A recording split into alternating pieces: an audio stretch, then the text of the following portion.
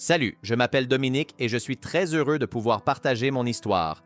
Je viens de Chicago, dans l'Illinois. Je suis entré dans un gang très jeune, vers 12 ou 13 ans. J'ai eu une vie difficile. Chicago n'était pas un endroit facile pour grandir. Mon père n'était pas présent, alors la rue est devenue mon père. En grandissant ainsi, on est exposé à de nombreuses influences et on ne sait pas ce qui est juste. On croit que tout ce qu'un aîné dit est vrai. Donc, je pensais que la vie de gang, l'argent, c'était la bonne manière de vivre, car c'est ce qu'on nous enseignait dans la communauté. Malheureusement, j'ai suivi ce chemin. Les années ont passé et j'ai fini par maîtriser, si on peut dire, la vie de la rue. Avec le temps, je suis devenu une personne endurcie, mais il y avait toujours quelque chose dans mon esprit, comme le Saint-Esprit, qui me murmurait des choses. Il me disait que je ne devrais pas être dans certains endroits, mais en tant qu'êtres humains, nous n'écoutons pas toujours ces avertissements. On veut satisfaire notre chair, et c'est ce que j'ai fait. J'ai consacré ma vie davantage à la rue, à l'argent, et je suis devenu égoïste. Oh. Les années ont passé, et j'ai placé beaucoup de confiance en ma famille de gang. Je les considérais vraiment comme ma famille. Pourtant, j'ai fini par découvrir qu'ils m'avaient trahi, qu'ils avaient monté un piège pour me tuer. Ça a été très douloureux et, encore aujourd'hui, j'ai du mal à vivre avec ça. Mais le Seigneur Jésus-Christ m'a aidé à surmonter ces problèmes de confiance et j'apprends à faire à nouveau confiance aux gens. Ma vie a commencé à changer en 2009. J'ai remarqué une différence chez les personnes avec qui je traînais. Un jour, j'ai remarqué qu'un gars me suivait. Chicago est une grande ville, surtout le quartier d'Uptown, où je vivais, avec plus de 500 000 habitants. Il est pratiquement impossible de croiser quelqu'un 3 fois en 1 heure, à moins que cette personne ne te suive. J'ai dit à mon pote, « Ce type me suit. » Mais il m'a répondu, « Tu es parano, personne ne fait attention à toi. » Bon, j'ai laissé couler, mais après avoir vu ce gars une deuxième fois, j'ai commencé à me dire qu'il y avait quelque chose qui clochait. J'avais un mauvais pressentiment à son sujet. Environ 1 heure plus tard, j'ai revu ce type et j'ai décidé de m'approcher pour lui demander d'où je le connaissais. Quand je me suis approché, il m'a demandé si j'avais un briquet. Pendant que je fouillais dans ma poche pour chercher le briquet, j'ai soudain vu un éclair vert et senti une odeur de soufre, comme des allumettes brûlées. C'était une odeur très forte, comme si j'avais brûlé une botte d'allumettes. Quand j'ai levé les yeux vers lui, il a souri, un sourire malicieux, comme pour dire « Je t'ai eu ». C'était un sourire tellement malveillant. Je me souviens juste que tout s'est mis à bouger au ralenti et je suis tombé en arrière. En tombant, c'est là que la partie surnaturelle a commencé. C'est à ce moment que ma vie a changé. Quand je suis tombé en arrière, tout est devenu blanc, noir. Mais ce genre d'obscurité n'a rien à voir avec celle qu'on connaît sur Terre. Cette obscurité est vivante, elle te retient, c'est comme une obscurité qui te domine. Je pourrais me bander les yeux, m'enterrer dans le sol et me rebander les yeux, et je n'atteindrai toujours pas ce niveau d'obscurité. Il y avait quelque chose de spirituel dans cette obscurité dans laquelle je me trouvais. Et ce qu'il y avait de plus étrange, c'est que, quand je suis tombé en arrière, j'ai commencé à tomber en avant, comme si je chutais face contre terre. C'était ça l'aspect spirituel de la chose.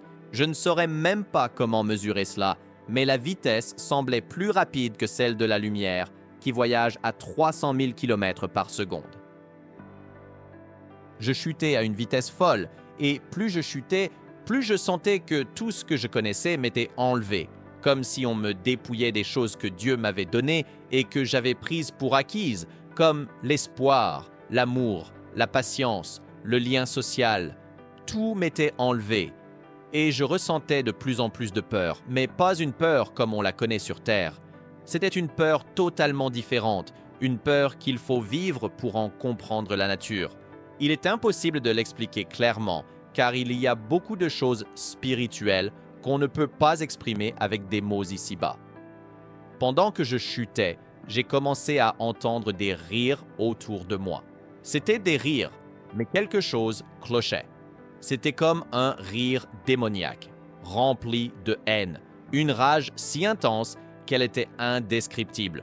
Ce rire me haïssait d'une manière que je ne pouvais pas comprendre. Et le deuxième détail qui m'a marqué, c'était l'odeur épouvantable. Les gens ne le réalisent pas, mais quand on quitte le corps physique, on conserve ces 5 sens, sauf qu'ils sont amplifiés, beaucoup plus aiguisés. Je pouvais encore sentir, voir, entendre, toucher, tout était toujours là, mais d'une manière intensifiée. Ce n'est pas comme dans ces contes de fées, où l'on dit que, quand on meurt, tout change et qu'on ne ressent plus rien. Oui, tout est différent, mais tes sens restent, simplement d'une manière bien plus intense.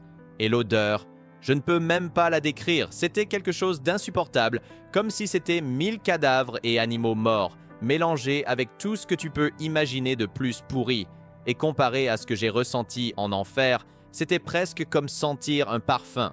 C'était quelque chose de totalement répugnant.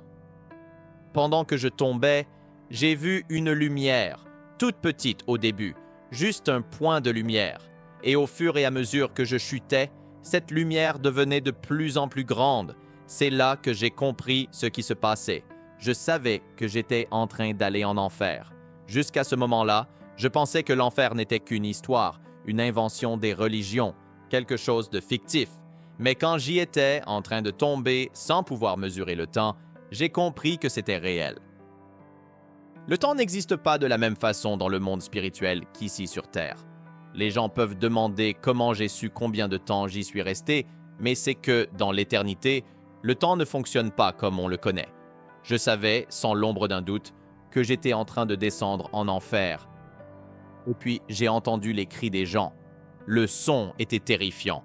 Je tombais à travers ce portail, et le bruit ressemblait à celui de milliards de personnes qui hurlaient, qui souffraient. Les cris étaient si angoissants que je les ressentais dans mon âme. J'entendais des blasphèmes, des gens supplier pour une chance, désespérés. Dans le monde spirituel, on peut entendre des milliers de sons en même temps, mais on peut les distinguer parfaitement. C'était comme si j'écoutais les gens hurler de douleur pendant que le portail s'ouvrait de plus en plus. Et puis, enfin, j'ai senti la chaleur. En y repensant, je me rends compte que cette chaleur devait déjà être là quand je m'approchais, mais j'étais tellement sonné et terrifié par tout ce qui m'entourait que je ne l'ai pas remarqué avant d'entrer dans la première partie du portail. À ce moment-là, la chaleur est devenue insupportable. C'était comme si j'étais bombardé de tout en même temps. Ici sur Terre, notre corps physique ressent les choses séparément. Par exemple, si quelqu'un te touche dans le dos ou te frappe, tu sens l'un ou l'autre. Mais en enfer, tout semblait amplifié, une souffrance indescriptible. Je ressentais tout en même temps, la souffrance, la douleur, tout se mélangeait d'un coup. C'était comme si tout mon corps était envahi par cette sensation. J'étais tellement habitué à mon corps physique, mais quand j'ai senti cette chaleur, c'était complètement différent.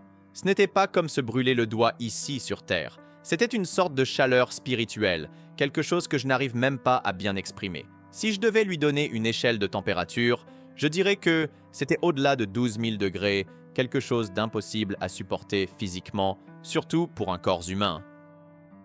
Pendant que je tombais, en entrant dans ce portail, j'entendais les cris tout autour de moi. La sensation était écrasante, et quand j'ai enfin atteint le fond, j'ai su que j'étais en enfer. Je savais que j'étais en train d'y aller, mais en passant à travers le portail, je n'ai rien ressenti au moment où j'ai touché le sol. J'essayais de comprendre si le Seigneur avait amorti l'impact quand je suis arrivé. Quand j'ai levé les yeux, j'ai remarqué que je n'avais plus de force, comme si je n'avais pas mangé depuis des mois. Je n'arrivais pas à respirer. C'était une sensation de vide total. Et la seule pensée qui me venait à l'esprit, c'était toutes ces choses que j'avais prises pour acquises. Le mouvement, le simple fait de boire de l'eau, la capacité de bouger les bras, de respirer librement, tout cela me traversait l'esprit, et je savais que ça venait de Dieu. J'avais tout pris pour acquis, et maintenant j'étais perdu. Moi, quand j'ai regardé autour de moi, tout était noir, mais c'était comme si le Seigneur m'avait permis de voir, car les flammes étaient si hautes, jaillissant des fissures dans les rochers. Cela a attiré mon attention, et une chose que j'ai remarquée, c'est que même si c'était un lieu complètement différent, je savais quand même que j'étais encore sur Terre, dans une autre dimension, mais encore ici. Cela confirmait que l'enfer est réel, et comme le disent les Écritures, c'est un lieu ici, sur Terre, simplement dans une autre dimension. Pendant que j'observais, les flammes éclairaient les environs. Et ce qui m'a frappé, ce sont les créatures qui étaient là. C'étaient les démons les plus grotesques qu'on puisse imaginer. Hollywood ne peut même pas s'approcher de ce à quoi ces choses ressemblaient vraiment. Elles étaient difformes, avec des bras et des jambes tordus, une apparence de reptiles, et leurs yeux brillaient en jaune ou en rouge. Certaines mesuraient plus de 4 mètres de haut, d'autres étaient plus petites, mais elles étaient partout. De plus, il y avait des insectes, des araignées et des créatures indescriptibles. Mais ce qui a vraiment attiré mon attention, ce furent les puits tout autour. Il y avait un démon qui m'a regardé et s'est mis à rire, mais le plus effrayant, c'est qu'il y avait des gens dans ces puits. Je pensais qu'il n'y avait qu'un seul puits, mais en regardant mieux, j'ai pu voir qu'il y en avait des centaines de milliers, et à l'intérieur de chacun, des milliers de personnes. Autour de ces puits, des démons à l'apparence de reptiles faisaient la garde pour empêcher quiconque de sortir. C'était une scène horrible. Les gens là-bas semblaient squelettiques, certains avec la chair qui pendait des os, quelque chose d'indescriptible. Le plus terrifiant, c'était le type de torture qu'ils subissaient. La souffrance ne s'arrêtait jamais, parce que le corps se régénérait. Autrement dit, si un bras tombait, il repoussait pour que la personne soit torturée à nouveau. Un de ces démons qui mesurait environ 2,50 m m'a regardé et tout à coup, des milliers de vers sont apparus. C'étaient d'énormes vers de la taille d'une canette de soda, bien plus gros que ceux que nous connaissons ici. Ils ont commencé à ronger mes pieds. Au début, il n'y en avait que quelques-uns, mais très vite, j'en ai vu des centaines, formant un tas autour de moi, jusqu'aux genoux, un amas de vers démoniaques. Je ne savais pas comment décrire cela. C'était une scène indescriptible. Mais ce n'était que le début. J'ai senti une main me saisir par l'arrière de la tête et me projeter au loin. J'ai été littéralement jeté. Imaginez, dans cet endroit, vous n'avez pas de force, pas d'énergie. J'étais complètement faible, incapable de bouger, comme s'il n'y avait absolument rien que je puisse faire pour me relever. En y repensant maintenant, je me rends compte que le Seigneur était avec moi, parce que beaucoup de ces démons voulaient m'attaquer, voulaient me déchirer en morceaux. Je pouvais ressentir leur haine, une haine si intense envers l'humanité qu'elle est impossible à décrire. C'était une haine ancienne, puissante, tellement forte que l'on pouvait ressentir l'énergie maléfique de leur colère. Et le pire, c'est qu'ils se nourrissent de nos émotions négatives, comme la dépression, l'anxiété, l'agressivité et la haine. Ils n'ont pas le pouvoir de nous forcer à faire ces choses, mais ils ont le pouvoir d'influencer les situations pour que l'on se laisse submerger par ces émotions. Et c'est de cela qu'ils se nourrissent. C'est une chose que j'ai apprise là-bas. La haine que ces êtres ont pour nous est si forte qu'elle nous fait comprendre l'importance d'aimer toute l'humanité et de nous unir contre ces forces. Les divisions entre nous ne sont que des illusions. La haine que ces démons éprouvent envers nous fait réaliser que si nous ne sommes pas unis, nous devenons des cibles faciles pour ces créatures. Mais pour revenir à ce qui s'est passé, lorsque j'étais allongé au sol, incapable de me relever, j'ai compris qu'en réalité, je ne respirais pas. Il n'y avait pas d'oxygène là-bas. J'ai essayé de respirer, mais c'était plus une réaction psychologique, car j'étais tellement habitué à mon corps physique. C'est alors que j'ai compris que j'étais dans un corps spirituel. Le Seigneur m'avait permis de voir l'enfer, ou du moins une partie. L'enfer comporte plusieurs sections, et il m'a permis de tout voir. Quand je parle des tortures, c'est au-delà de la capacité d'imagination humaine. Il n'existe aucun moyen de décrire complètement ce que j'ai vu. Les gens se posent toujours la question, pourquoi Dieu permettrait-il cela? Pourquoi t'aurait-il envoyé là-bas? Mais personne ne reproche jamais quoi que ce soit à l'ennemi pendant qu'ils sont sur terre. En enfer, quand vous êtes dans le corps spirituel, vous pouvez regarder une personne et savoir exactement pourquoi elle est là. Vous savez instantanément la raison pour laquelle chaque personne se trouve à cet endroit. J'ai vu des gens là-bas à cause d'un pardon jamais accordé, des gens qui pensaient faire tout correctement, même des pasteurs. J'ai même vu des adolescents et des préadolescents. Beaucoup pensent qu'ils sont sur le bon chemin, mais la réalité est tout autre. Je me souviens d'une femme qui était torturée, pas dans un puits, mais d'une manière individuelle. Elle était agressée par 2 démons qui avaient l'apparence de reptiles. Ils lui étiraient la bouche d'une façon qui faisait penser qu'ils allaient lui arracher la mâchoire, et ils versaient de la lave dans sa gorge. Ils la perçaient aussi avec des lances et des couteaux anciens. Affreux. Ils prenaient plaisir à cela, et la femme régénérait son corps, juste pour être torturée à nouveau, encore et encore, sans fin. Je savais exactement pourquoi elle était là. C'était une commère. Elle répandait des mensonges et avait détruit de nombreuses vies avec sa langue. De plus, elle était alcoolique. J'ai compris qu'il existait un schéma en enfer. Les gens commettent toutes sortes de péchés, mais ceux qui ressortent le plus sont ceux qui entraînent les âmes en enfer. J'ai aussi vu une jeune femme torturée d'une manière indescriptible. Des démons se relayaient pour abuser d'elle d'une façon si horrible que je ne peux même pas la décrire. Mais ce que je peux dire, c'est qu'elle avait été extrêmement débauchée sur Terre et qu'elle en payait maintenant le prix de manière impensable. Cela m'a fait comprendre quelque chose d'important. Le péché, sous toutes ses formes, a un poids. Les gens pensent que certains péchés sont moins graves que d'autres, mais en réalité, ils comptent tous. Ce n'est pas Dieu là-haut qui prend des notes, c'est notre chair qui témoignera contre nous. Comme il est écrit dans la Bible, la chair rend témoignage contre l'homme. C'est pourquoi le Seigneur nous conseille toujours de ne pas satisfaire notre chair, car en le faisant, nous nous condamnons nous-mêmes. Le Seigneur est profondément attristé de voir l'un de nous aller en enfer. Cela brise son cœur, car il ne le souhaite pour personne. Malheureusement, ce que j'ai vu n'était qu'une des sections de l'enfer, et ce à quoi j'ai assisté n'était que le début. Ce n'était qu'une partie, celle des puits. Je croyais être déjà au fond, mais aujourd'hui, en y repensant, je réalise que le Seigneur était avec moi. Je ne sais pas si vous avez déjà fait un rêve où vous ne voyez pas le visage de la personne, mais vous sentez qu'elle est là, qu'elle vous accompagne. Je savais que le Seigneur était avec moi. Même si je ne l'ai pas vu, je sentais qu'il me guidait et me protégeait, car ces démons voulaient me dévorer et me déchiqueter. La deuxième chose dont je me souviens, c'est d'une autre partie de l'enfer, et un point important à propos de ce lieu, c'est que en enfer, on ne se déplace pas comme ici. Quand le Seigneur me montrait les choses, c'était une sorte de téléportation. Tout se faisait instantanément.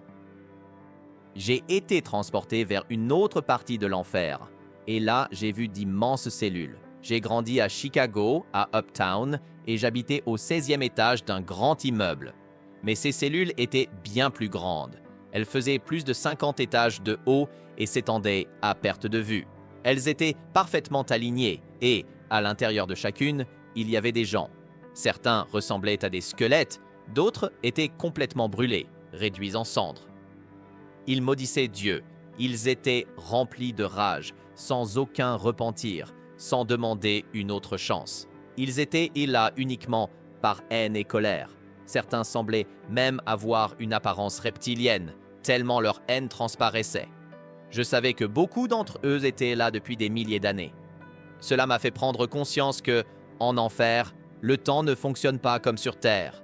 L'horloge s'arrête et la notion de temps est différente. J'ai vu des personnes qui étaient là depuis 2000, 4000 ans et je ressentais l'ancienneté de cet endroit. L'enfer ne fait aucune distinction. Peu importe ta race, ton statut économique, ta classe sociale, l'objectif final du diable est d'amener tout le monde dans ce lieu, pendant que nous débattons sur le racisme ou que nous nous accrochons aux illusions du statut social. Ce qui importe vraiment, c'est notre richesse spirituelle, et cela fait partie d'un piège destiné à nous détourner du vrai chemin. Quand j'ai vu ces cellules, quelque chose a commencé à s'éveiller en moi. La majorité des personnes qui s'y trouvaient étaient impliquées dans des pratiques comme la sorcellerie, l'occultisme, le tarot, l'astrologie, toutes ces choses qui promettent de connaître l'avenir, mais qui, en réalité, sont liées à des doctrines démoniaques. Dès que vous arrivez là-bas, vous savez exactement pourquoi chaque personne est présente. Elles étaient là pour avoir adoré d'autres dieux ou suivi des enseignements démoniaques, comme la Bible nous en avertit. C'est particulièrement effrayant, car en grandissant, J'ai eu un bref contact avec l'occultisme. Ces pratiques peuvent paraître inoffensives.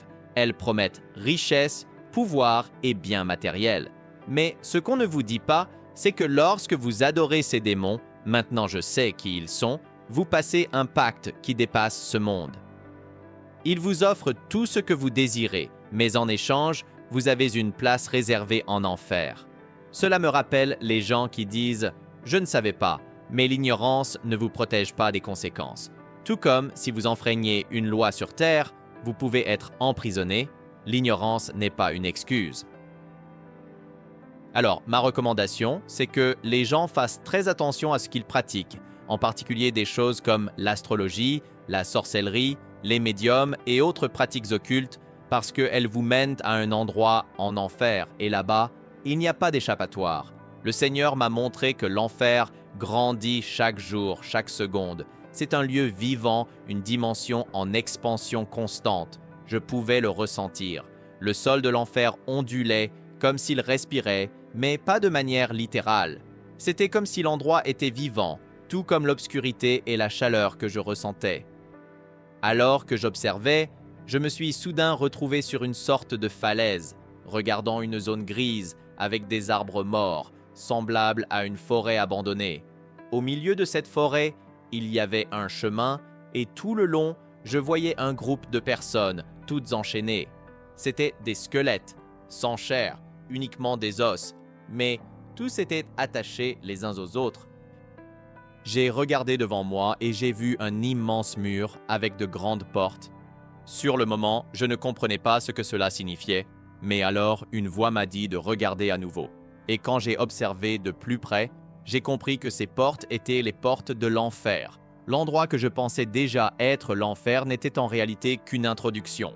Je croyais être au fond, mais en fait, ce n'était que le début. Les portes de l'enfer étaient devant moi, et je voyais les gens marcher, tous enchaînés. C'était comme s'ils passaient par un lieu situé avant l'enfer. Mais à mesure qu'ils approchaient des portes, ce qui les attendait devenait encore plus extrême. Quand j'ai traversé pour entrer dans la véritable dimension de l'enfer, ma peur a dépassé tout ce que j'avais jamais ressenti. Il n'y a rien sur Terre qui puisse préparer votre esprit à la terreur que vous ressentez là-bas. Même dans les situations les plus difficiles ici, que ce soit à l'hôpital ou en prison, il y a toujours des gens à qui parler, il y a toujours une forme de lien, de communication. Mais dans cette dimension, même si vous êtes à côté de quelqu'un, il n'y a pas de communication. La relation que nous avons avec les autres vient de Dieu. Et quand vous êtes là-bas, tout cela vous est retiré. Il n'y a personne avec qui parler, aucun type de communication. C'est une sensation d'isolement absolu. Je pensais être en enfer, mais en réalité, j'étais dans une sorte de stade initial, une expérience qui me préparait à ce qui allait venir. Le pire était encore à venir. La chaîne de personnes qui marchaient semblait interminable. Je regardais autour de moi et je voyais des gens à mes côtés, mais je ne faisais pas vraiment attention à eux. J'étais concentré sur ceux qui étaient devant moi. Les squelettes qui marchaient nous regardaient en criant pour qu'on ne s'approche pas, essayant de nous avertir. Certains reconnaissaient des membres de leur famille, d'autres personnes qu'ils connaissaient, et tous hurlaient, demandant qu'on ne vienne pas dans cet endroit. J'entendais des voix dans différentes langues, comme l'arabe, l'espagnol et bien d'autres. Ils suppliaient pour qu'on n'aille pas jusque-là. Ce qui est devenu clair pour moi et que le Seigneur a mis dans mon cœur, c'est que nous n'avons plus le choix. Le moment de faire quelque chose, c'est maintenant. Et une fois ce moment écoulé, il n'y a plus de retour en arrière. Le temps de faire des choix, c'est maintenant. Et c'est pourquoi nous devons profiter pleinement du temps qui nous est donné, parce que nous ne savons pas ce que chaque seconde peut nous réserver.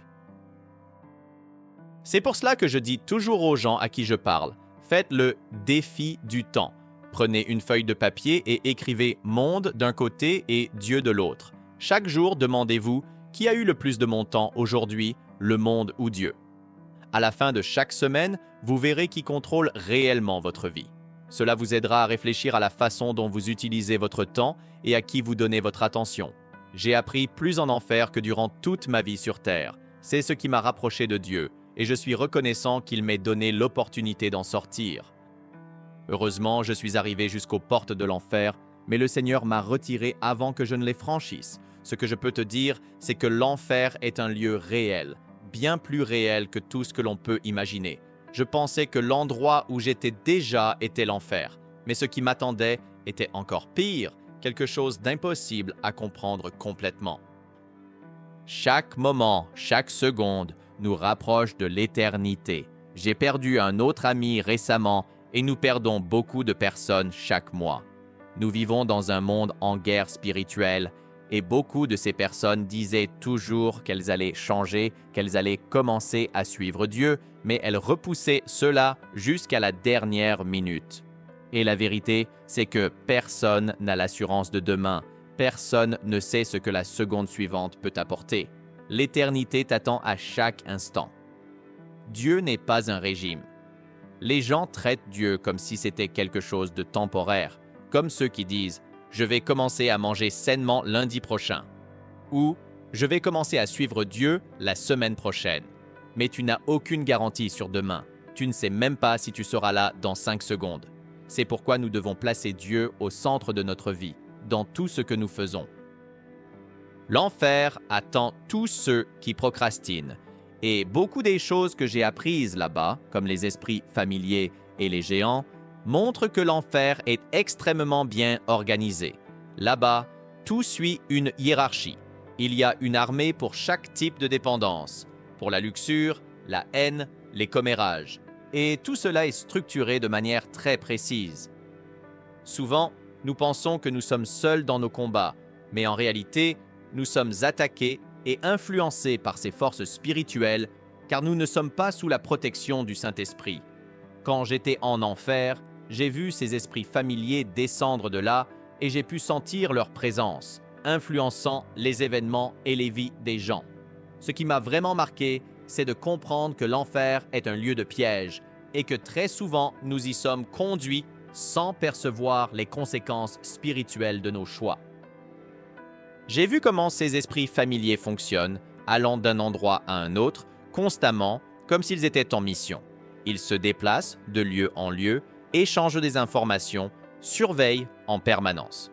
Lorsqu'une personne naît, un esprit, un démon, est désigné pour l'observer, suivre chacun de ses gestes, connaître ses préférences, ses goûts, même ses inconforts. C'est une forme de collecte de données, comme ce que fait un gouvernement, mais dans le monde spirituel.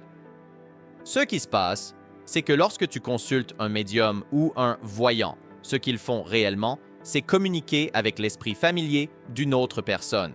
Ces esprits échangent des informations, et ce qui semble être une prédiction de quelque chose que le médium sait sur toi n'est en fait qu'un échange entre deux démons. Tout cela est un piège, une vaste illusion.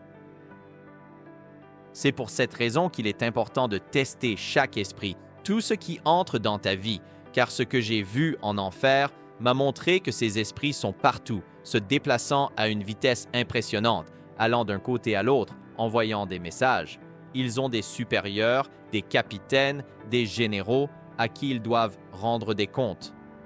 Le Seigneur m'a montré comment tout cela fonctionne, et l'une des leçons les plus importantes que j'ai apprises, c'est que nous ne devons jamais nous sentir à l'aise dans aucune situation. Il faut apprendre à vivre avec l'inconfort, car après l'expérience que j'ai vécue, chaque matin est un combat pour moi. Quand je suis revenu, après avoir vu les portes de l'enfer et y avoir été, quelque chose en moi a été profondément marqué. J'étais devant les portes de l'enfer et je savais que j'y allais. Le plus effrayant, c'était de réaliser que je méritais réellement d'y être. Je n'avais aucune excuse, rien à dire pour me défendre devant Dieu. Je savais que, si je passais en jugement devant Dieu à cet instant, je n'aurais eu aucune réponse. La sensation de savoir que l'on mérite la condamnation est terrifiante. Mais en même temps, la miséricorde et la grâce de Dieu m'ont sauvé. Le Seigneur m'a montré très clairement que j'avais mérité cela, mais que par sa grâce, il m'avait retiré de cet endroit. Oh, à ce moment-là, je croyais que le pire était derrière moi, mais en traversant les portes de l'enfer, j'ai compris que ce n'était que le commencement. Ce que j'ai vu à l'intérieur, en regardant autour de moi, C'était comme si j'étais arrivé dans un lieu de châtiment éternel, où des milliers de châteaux anciens s'étendaient devant moi. Je pensais avoir déjà ressenti la peur la plus profonde, mais en passant ces portes, le sentiment que c'était la fin s'est encore intensifié. Cependant, avant même que je puisse réellement entrer, j'ai ressenti une paix indescriptible. C'était comme si, pendant un bref instant, le Seigneur m'avait touché, et ce contact avait apporté un amour et une paix si profonds que je peux à peine les décrire.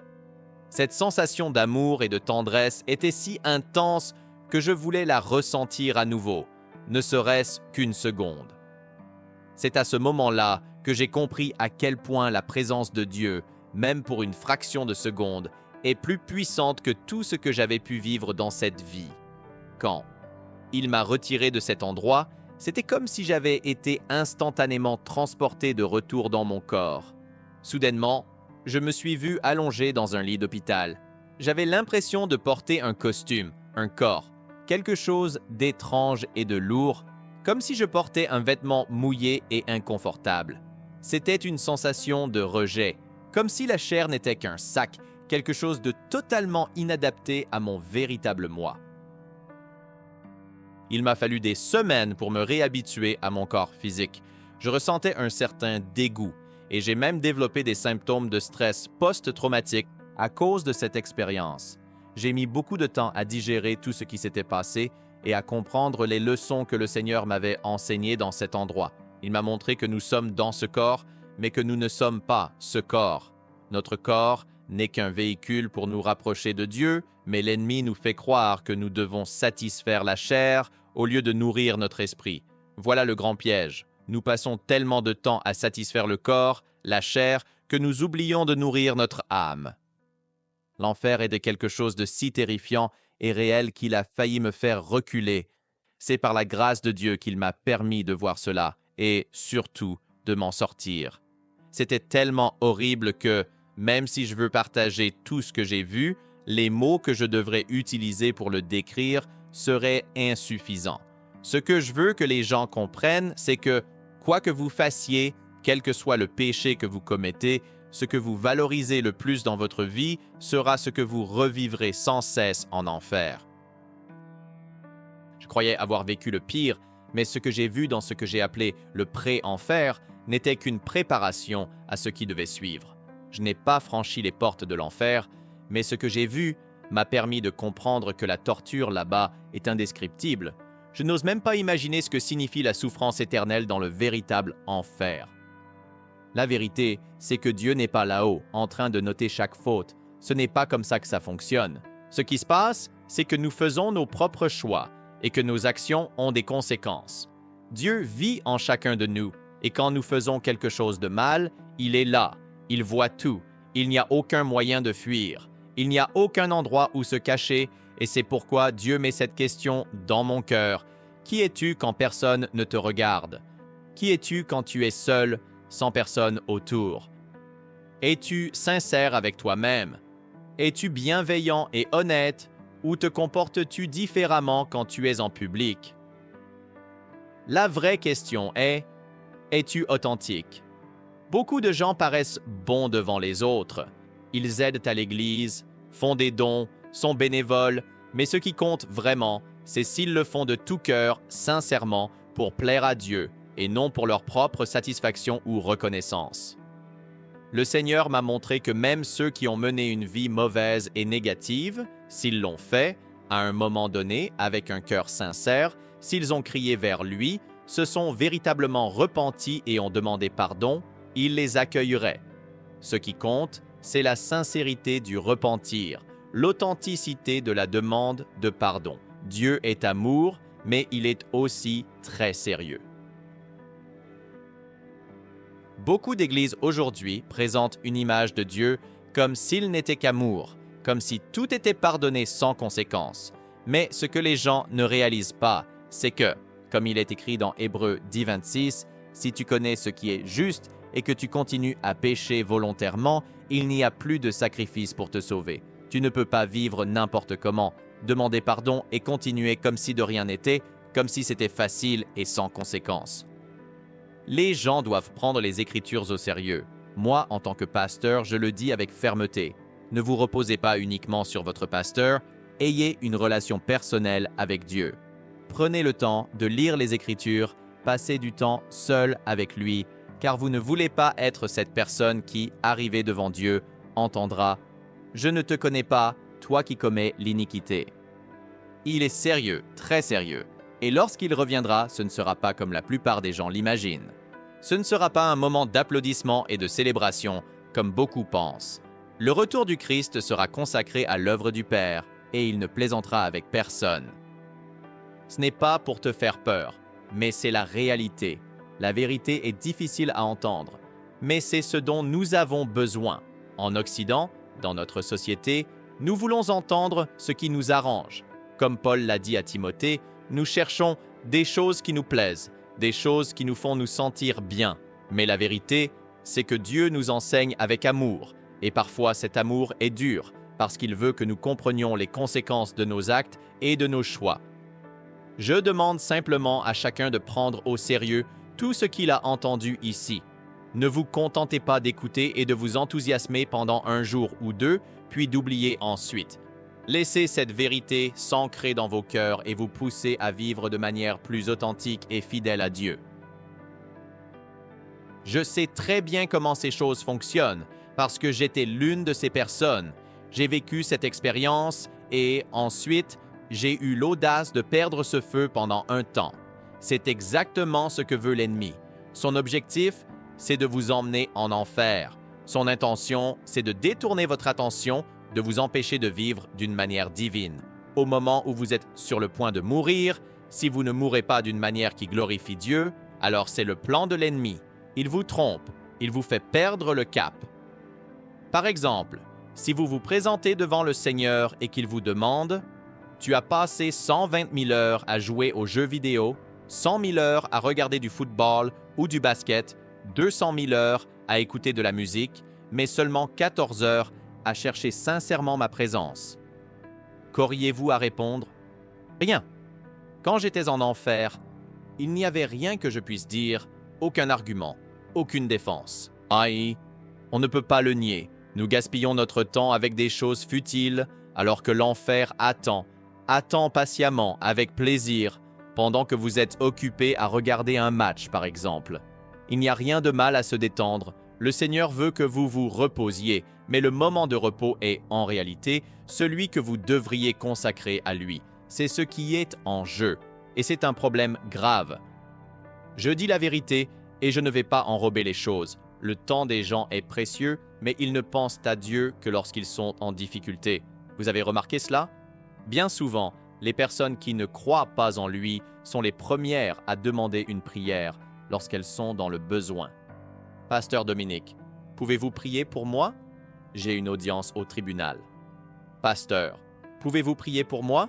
Je suis malade. Et pendant tout le temps où tout allait bien, elle ne voulait rien savoir de Dieu.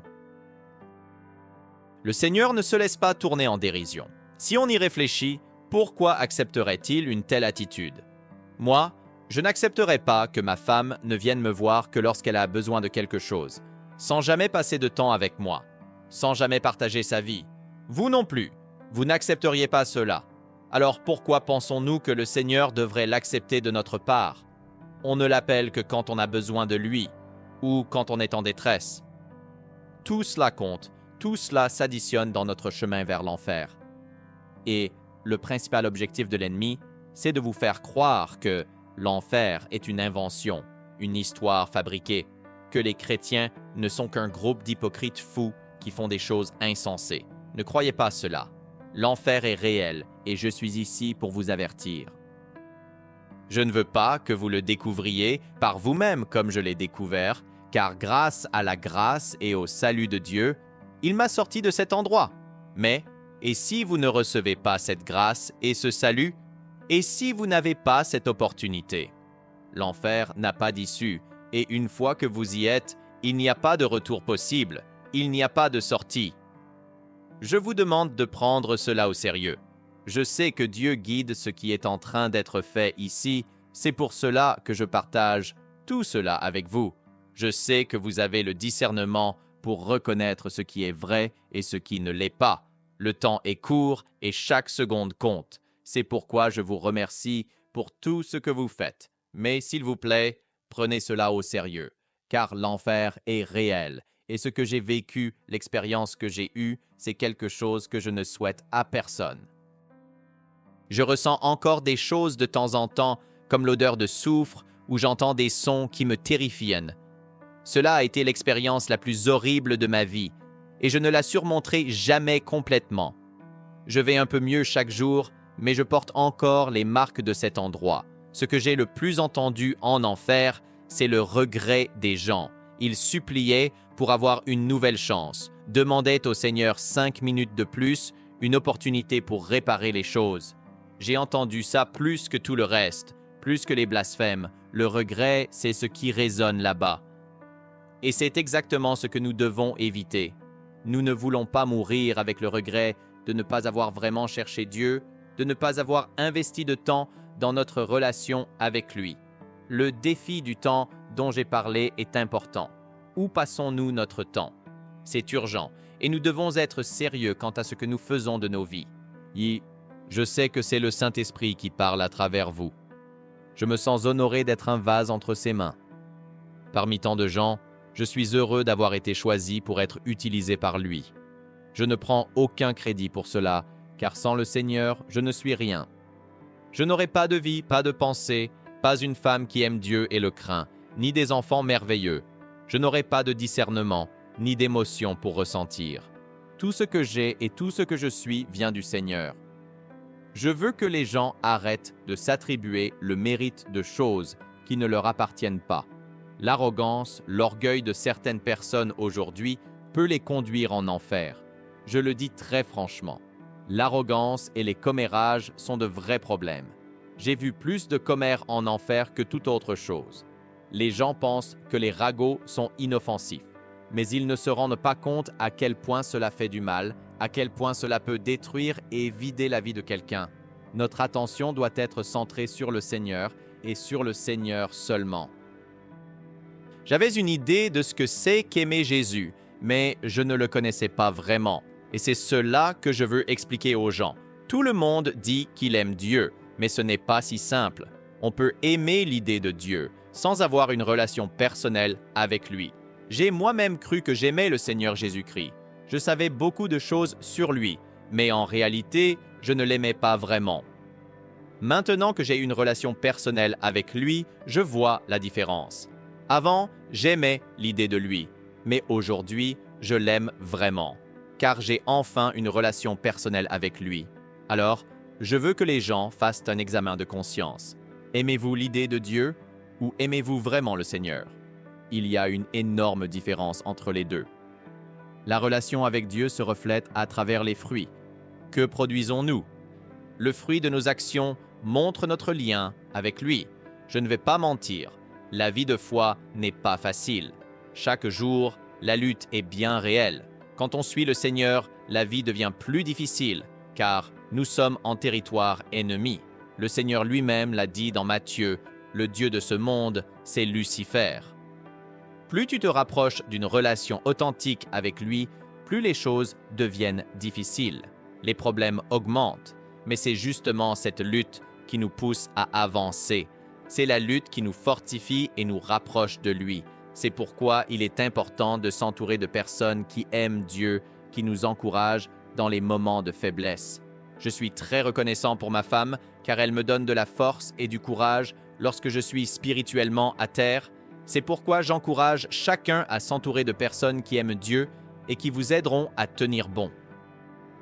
C'est un sujet très sérieux. S'il vous plaît, n'abandonnez pas. L'ennemi fera tout pour vous faire abandonner, pour vous faire jeter l'éponge. Mais souvenez-vous de tous ces témoignages. Souvenez-vous de ce qui vous attend. Si vous oubliez, revenez en arrière et regardez la vidéo à nouveau. Rappelez-vous de ces témoignages, car si vous abandonnez, vous récolterez ce que vous avez semé. La vie consiste à avoir de la force et de la persévérance, mais tout cela est une illusion. Tout est temporaire. Les choses de ce monde ne durent pas. Ce qui compte vraiment, ce sont les trésors dans le ciel, pas les choses passagères. Si vous ne faites rien de significatif, Le diable ne s'intéressera pas à vous. Si vous vivez une vie tiède, l'ennemi ne vous attaquera pas. Beaucoup de gens mènent une vie pleine de biens matériels, sans aucun souci, et ils disent toujours « tout va bien, je n'ai aucun problème ». Évidemment, parce que vous servez vos propres intérêts. Mais qu'est-ce qui va se passer quand tout sera terminé? Le problème sera bien plus grave que ce que tu imagines. C'est pourquoi il vaut mieux traverser les difficultés maintenant et vivre ensuite une éternité sans souci, plutôt que de vivre sans problème ici-bas et passer l'éternité dans l'angoisse. C'est ainsi que je vois les choses. À mesure que tu te rapproches de Dieu et que tu développes une relation avec lui, les choses de ce monde deviennent de moins en moins importantes. Le désir d'amasser des trésors dans le ciel grandit et tu commences à comprendre que ce qui compte vraiment, c'est ta relation avec Dieu. Il nous a donné toutes les instructions. Il nous a laissé un chemin clair. Le Seigneur nous a guidés et si nous suivons ses directives, nous serons vraiment riches, mais d'une richesse incomparable à celle de cette terre. Ce qu'il a dit, c'est « Ne vous souciez pas d'amasser des trésors ici-bas, là où la teigne et les voleurs peuvent tout détruire et où les choses rouillent.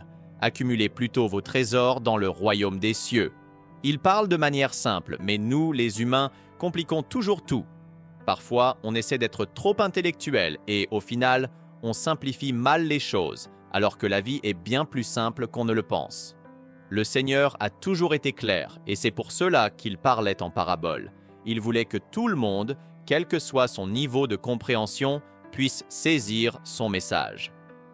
Il rend tout simple, mais en tant qu'êtres humains, on complique tout.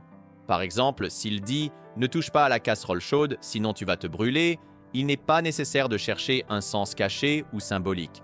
Il est clair, direct, mais nous avons cette tendance à mal interpréter, constamment, tandis que les forces démoniaques le font encore plus, transformant quelque chose de simple en quelque chose de confus et de tordu. Je ne suis pas en train de juger qui que ce soit, mais il est important d'être honnête. J'ai rencontré beaucoup de personnes qui connaissent les Écritures par cœur, qui parlent avec élégance, qui semblent très sages, mais qui ne ressentent pas la présence du Saint-Esprit. Elles peuvent réciter des versets, mais elles ne portent pas les fruits de l'Esprit. Et cela me rappelle que même les démons connaissent la Bible.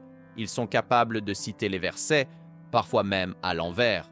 C'est pourquoi il est essentiel d'avoir du discernement et une relation authentique avec Dieu, parce que, comme il l'a dit, dans les derniers jours, beaucoup s'égareront. Mais nous devons continuer à faire notre travail, transmettre le message et laisser ce message atteindre le cœur des gens. À ce propos, j'aime utiliser une métaphore. Par exemple, imagine qu'un livreur de colis a pour seule mission de remettre le paquet au destinataire, sans se soucier de ce que la personne fait après. Le livreur n'est pas responsable de la manière dont le colis est ouvert ou utilisé. De la même façon, notre mission est d'être les messagers, de remettre le message que Dieu nous a confié et de laisser les gens l'utiliser pour leur bien, pour leur cheminement éternel. Ce message peut sembler difficile à entendre, mais il est rempli d'amour si tu as les yeux pour voir et les oreilles pour entendre. Je voulais aussi dire quelque chose brièvement. Quand Dieu te donne une mise à jour dans ta vie, elle se manifeste souvent sous forme de crise ou de traumatisme. Bien sûr, on peut apprendre de bonnes choses pendant les périodes calmes, mais la vraie sagesse et la vraie croissance arrivent quand on traverse des épreuves. Les bénédictions de Dieu ressemblent souvent à des crises extérieures, mais une fois ouvertes, elles nous permettent de grandir, de nous élever.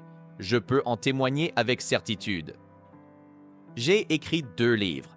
L'un est disponible sur Amazon et s'intitule « Ton pire ennemi dans la vie, c'est toi-même ». Le deuxième s'appelle « Passeport pour l'éternité » et il est disponible chez Barnes et Noble. Je suis en train de terminer mon 3e livre intitulé « Monnaie spirituelle » qui sortira bientôt, probablement dans 2 mois si Dieu le permet. Ce livre contiendra plus de détails sur mon expérience en enfer. Les 2 premiers livres évoquent ce sujet, mais Monnaie spirituelle ira plus en profondeur. J'y inclurai des détails que je ne peux pas partager ici, car je préfère ne pas choquer le public avec certains termes, mais dans le livre, je serai plus explicite. Tous ces livres seront disponibles chez Barnes et Noble. De plus, Ma femme et moi avons créé une organisation appelée Narrow Path Society, dans laquelle nous travaillons sur la guerre spirituelle en aidant les gens à se réveiller face à la réalité spirituelle, à ce qui est véritablement réel. Notre mission est de combattre les forces du mal. Nous sommes une mission de rue, basée à Minneapolis, dans le nord de la ville, et nous sommes en mouvement constant, allant dans différents endroits. Nous sommes toujours prêts à combattre, mais nous avons besoin de l'aide de tous. Ce dont nous avons le plus besoin, c'est de courage. N'ayez pas peur de déclarer votre amour pour Dieu, n'ayez pas honte de lui. Le Seigneur dit aussi que si nous ne le reconnaissons pas devant les autres, il ne nous reconnaîtra pas devant son Père.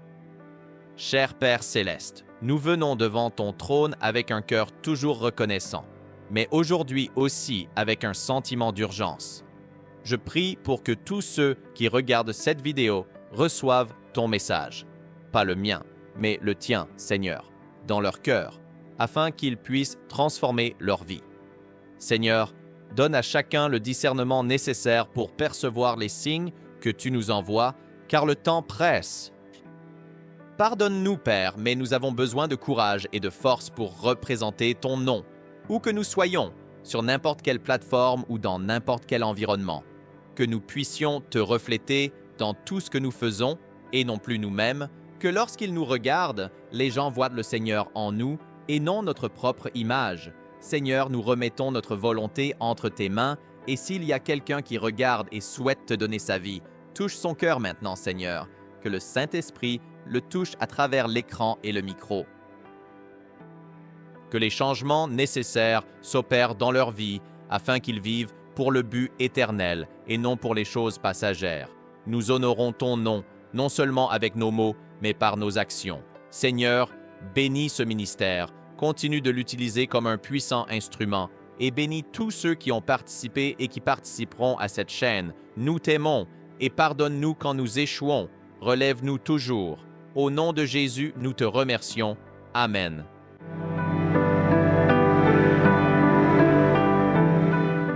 Maintenant que vous avez entendu ce témoignage puissant, je vous pose la question. Que comptez-vous faire de ce message? Comment avez-vous utilisé votre temps? Qu'est-ce qui gouverne votre vie? Les choses du monde ou celles de Dieu? La vérité, c'est que personne n'a la garantie de voir demain et chaque seconde compte. N'attendez pas pour changer. Plus tard. Ce plus tard pourrait ne jamais arriver. Prenez un moment pour réfléchir. Êtes-vous prêt à permettre à Dieu de transformer complètement votre vie? Qu'est-ce que vous devez lui remettre aujourd'hui? Quelles décisions pouvez-vous commencer à prendre dès maintenant pour rechercher une relation véritable avec le Seigneur? Laissez un commentaire pour partager comment ce message a touché votre vie et quels pas vous envisagez de faire pour vous rapprocher de Dieu. Interagir est une façon de renforcer la décision que vous êtes en train de prendre et d'encourager d'autres personnes. Et bien sûr, abonnez-vous à la chaîne et activez les notifications pour continuer à recevoir des messages qui peuvent changer votre vie. Grandissons ensemble dans la foi, apprenons et renforçons-nous les uns les autres. N'oubliez pas, Dieu a quelque chose d'incroyable préparé pour vous. Ne manquez pas cette opportunité de vivre le but qu'il a pour votre vie.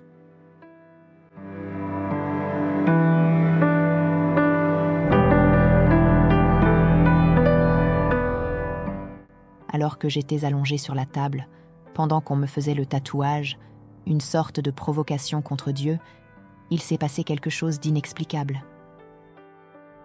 Soudain, mon corps est devenu complètement paralysé. Je ne pouvais plus bouger, ni parler, ni même cligner des yeux. Et puis, juste après, c'était comme si Dieu m'avait projeté en enfer, l'enfer qui avait été préparé pour moi au moment de ma mort. Je me dirigeais vers une lumière au bout du tunnel, et soudain, je suis sortie de ce tunnel et j'ai commencé à flotter dans cette lumière éclatante. La lumière était si puissante que si j'avais été dans mon corps physique, j'aurais été réduite en poussière. J'ai commencé à crier aussi fort que je pouvais, à hurler sans m'arrêter. « Prouve-toi, Dieu, ou je vais croire que je suis folle !» Je n'ai pas arrêté de crier, encore et encore, le suppliant de se montrer.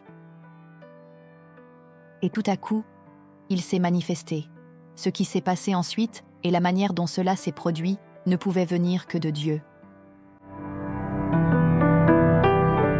Si vous avez été touché par ce témoignage et souhaitez voir cette histoire et d'autres histoires comme celle-ci, n'oubliez pas de vous abonner à notre chaîne. Ici, nous partageons des expériences puissantes qui peuvent transformer des vies et renforcer la foi. Cliquez sur le bouton d'abonnement, activez la cloche pour recevoir des notifications et rejoignez notre communauté de foi et d'espoir.